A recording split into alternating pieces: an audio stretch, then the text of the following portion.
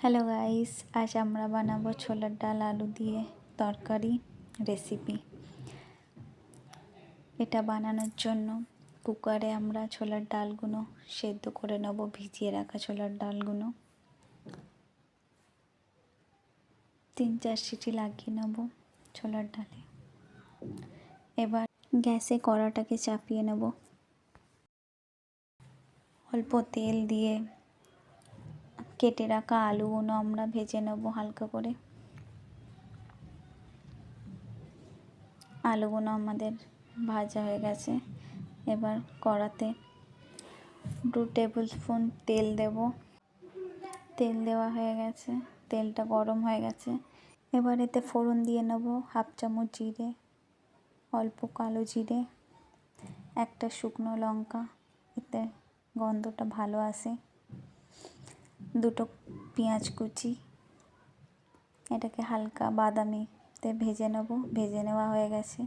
এবার আদা রসুন বাটা, জিরে গোলমরিচ বাটা দিয়ে এটাকে হালকা করে এবার চালিয়ে নেব। এবার দেব এতে হলুদ গুঁড়ো 1 চামচ, লঙ্কা গুঁড়ো 1.5 চামচ মতো। আপনারা যেমন ঝাল খান ওই অনুসারে দেবেন। 1 চামচ নুন। এবার আমরা এটাকে ভেজে নেব হালকা করে। এবার 1 চামচ গুঁড়ো গরম মশলা, একটা টমেটোর কুচি, অল্প ধনেপাতা কুচি দিয়ে এটাকে এবার আমরা কষে নেব ভালো করে। তেল ছাড়া পর্যন্ত আমরা এটাকে কষে নেব।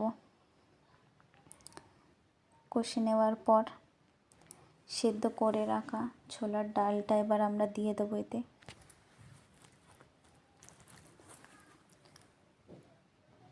ছোলার ডালটাও কষে নেব অল্প করে আমরা। দেখতে পাচ্ছেন এটা একটু পানি পানি হয়ে গেছে। এই পানিটাকে আমরা শুকিয়ে নেব। এবার ভেজে রাখা আলুগুলো দিয়ে এটাকে কষে নেব। ভালো করে কষা হয়ে গেলে এবার আমরা জল দেব। দেখতে পাচ্ছেন কষাটা হয়ে গেছে। ভালো করে কষা হয়ে গেলে মশলার গন্ধটা আসে না। কষা হয়ে গেছে, পরিমাণ মতো জল দেব যাতে আলুগুলো আমাদের গলে যায়, ভালো করে সেদ্ধ হয়ে যায়। এবার আমরা এটাকে চাপা দিয়ে দেব। আমার ছোলার ডাল আলুর তরকারিটা হয়ে তৈরি হয়ে গেছে। রেসিপিটা যদি আপনাদের পছন্দ হয় কমেন্টে নিশ্চয়ই জানাবেন। সাবস্ক্রাইব করতে ভুলবেন না। Bye bye.